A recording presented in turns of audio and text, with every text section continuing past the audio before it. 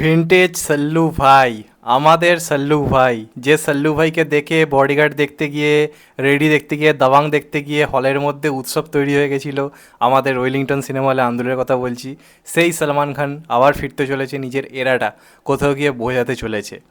তো এই যে এখন প্রভাসের, আল্লু অর্জুনের এত সোয়াগ স্টাইল নিয়ে কথা হয়, সেগুলো কিন্তু আজ থেকে 10-12 বছর আগে সলমান খান অলরেডি করে বেরিয়ে গেছে। তো আজকে সেই সলমান খানের যখন সিকান্দার ট্রেলার এসছে, এক্সপেকটেশন প্রচুর ছিল, তো কেমন লাগলো? তো তার আগে ছোট্ট রিকোয়েস্ট, যদি চ্যানেলটায় নতুন হয়ে থাকো অবশ্যই চ্যানেলটা সাবস্ক্রাইব করে দিও and get the bell icon.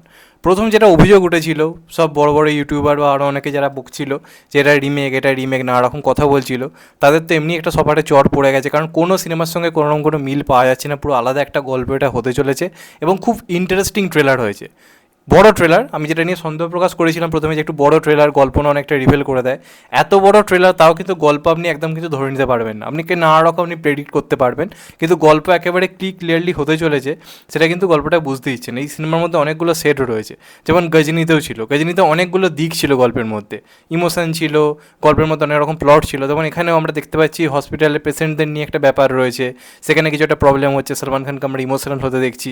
আবার অপরদিকে এই গল্পের মধ্যে রশ্মিকার সঙ্গে যে কেমিস্ট্রিটা, সেটারও কিন্তু অনেক রকম ব্যাপার রয়েছে, যেটাও কিন্তু পুরো ট্রেলারে কিন্তু রিভিল করে দেয়নি, ওটারও অনেক রকম ব্যাপার কিন্তু রয়েছে। কারণ লাস্টে যখন গানটা বলছে ফির না মুলাকাত বলেই ওটা বলতে যাচ্ছে, সলমান খান চুপ করে দিচ্ছে, বোঝা যাচ্ছে যে ওইখানে এদের কেমিস্ট্রির মধ্যে কিছু একটা হবে।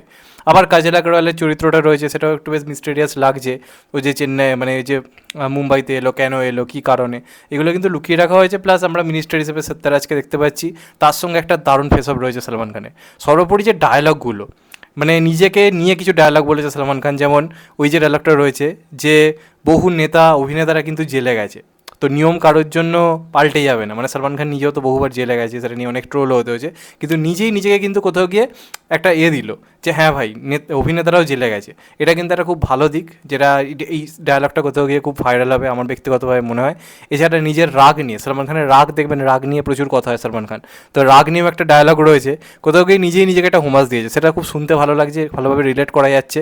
এবং সর্বোপরি সলমান খানের যে সোয়াগ এবং এই যে এই পোর্শনে যে অ্যাকশনটা রয়েছে না ভাই, চরম ভায়োলেন্স থাকতে চলেছে, মারকাটারি অ্যাকশন, ওখানে যা কোরিওগ্রাফি দেখতে পেলাম কিছু কিছু শটে, ওটা কিন্তু ভাই চরম লাগছে, পাগল করে দেওয়ার সিন লাগছে, ওই পোর্শনটা কিন্তু এক কথায় কিন্তু মারাত্মক হয়েছে।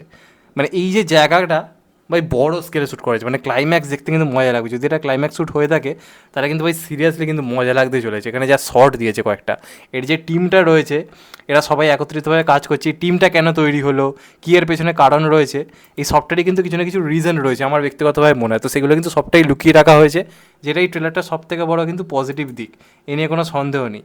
তো সব মিলিয়ে ট্রেলারটা আমার কিন্তু ব্যক্তিগতভাবে দারুণ লেগেছে, বেসিক্যালি অ্যাকশন যে সিকোয়েন্সগুলো সেগুলো মার্কাটারি, এবং লাস্টে এইটা একটা খুব ইউনিক রাখা হয়েছে, যেটার কথা আমি বললাম, যে গানটা হচ্ছে এবং গানটা হতে হতে আমরা তার সঙ্গে সঙ্গে অনেকগুলো সলমান খানের অ্যাকশন সেট বা শর্ট দেখতে পাচ্ছি, সেটা কিন্তু বেশ ইমপ্রেসিভ লেগেছে, সেটা কিন্তু দেখতে খুব সুন্দর লাগছে।